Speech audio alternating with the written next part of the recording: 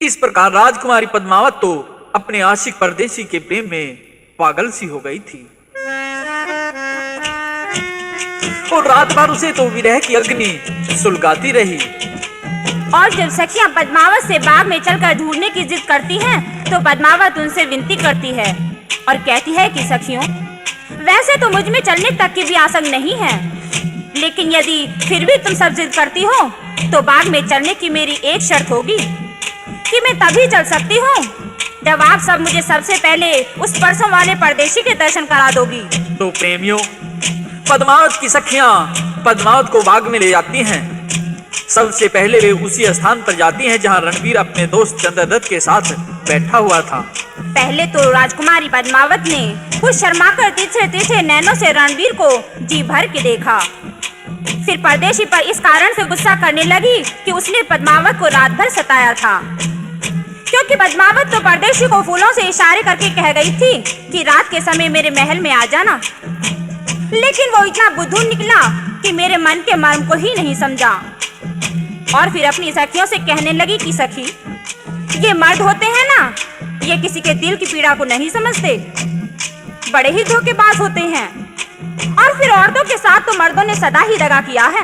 और जब रणवीर ने पद्मावत से मर्दों की बुराई सुनी तो अपने दोस्त चंद्रदत्त से कहता है कि मित्र, मेरी तरफ से इन लड़कियों को ये बता दे कि इन औरतों में तो छल कपट का विष ही भरा रहता है।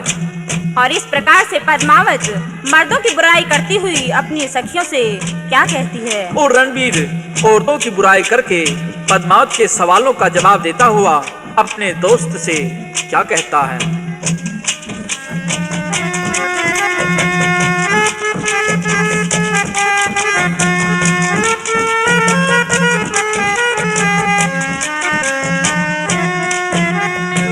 ये मर्द बड़े खुदगर्ज सखिए, धोखे ते बतलावे, खोटी जात वीर की हो, मौके पे डंक चलावे।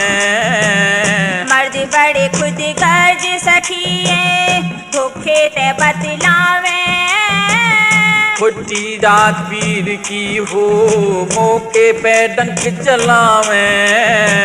ये मर्द बड़े खुदगर्ज सखी।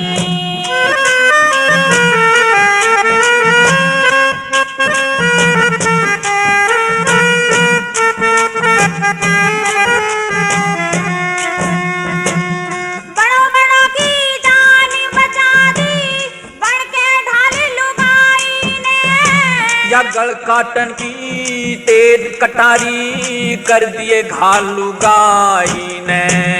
धर्म के ऊपर डटी रही गया सदका थाल लुगाई ने। ऋषि महात्मा संत फसाए गेरा जालू गाई ने। अपना आपा देखा ना यो, अपना आपा देखा ना यो, वीरा के तो हम दिलावे। 101 गण तिरिया में, ब्रह्मा तक भी गावे। मर्द बड़े खुद गर्ज सखिए, धोखे ते बतलावे। खोटी जात वीर की हो, मौके पे डंक चलावे। मर्द बड़े खुद गर्ज सखी।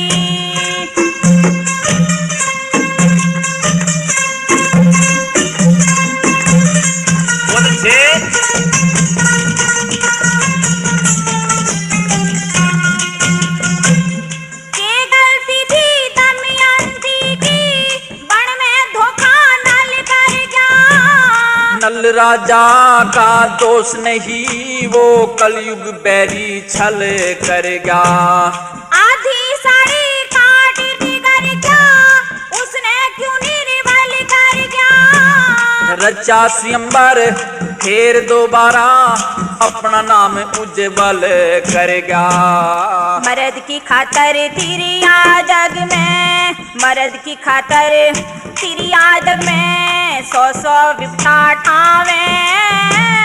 मार खसम ने सती बने, झूठा जाल फलावे। ये मर्द बड़े खुद गर्ज सखिए, धोखे ते बतलावे। छोटी जात वीर की हो मौके पे डंक चलावे। मर्द बड़े खुदगार सखी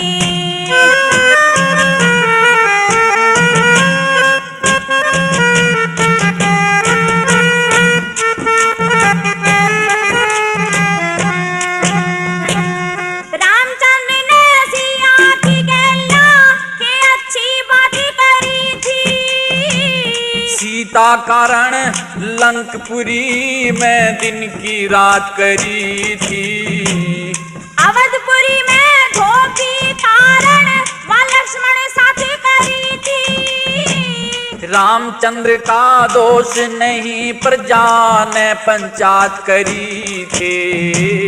वीर जात के आगे मर्द की, वीर जात के आगे मर्द की कोन्या पारी बसावे। क्रिया रूप नरक का बसा न नफा वीर तय पावे।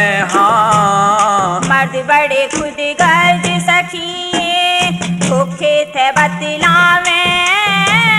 छोटी जात वीर की हो मौके पे डंक चलावे।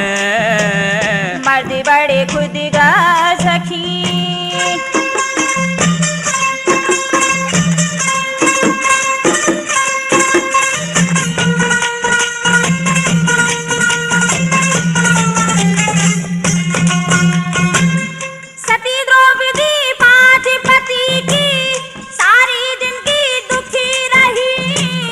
दुख भोग्या फिर राज मिलानू जिंदगी भरवा सुखी रही। भरी सभा में तीर उतर गया उसकी गर्दन झुकी रही। जो बीत्या उसके पतियों संग नहीं जगत में लुकी रही। जय सिंह के ये वीर लक्ष्मी, जय सिंह के ये वीर लक्ष्मी उजड़ा ढूंढ बसावे। सतपाल गुरु हर बंश लाल को हरदम शीश निवावे। मर्द बड़े खुद गर्ज सखिए धोखे ते बतलावे। छोटी जात वीर की हो मौके पे डंक चलावे। मर्द बड़े खुद गर्ज सखी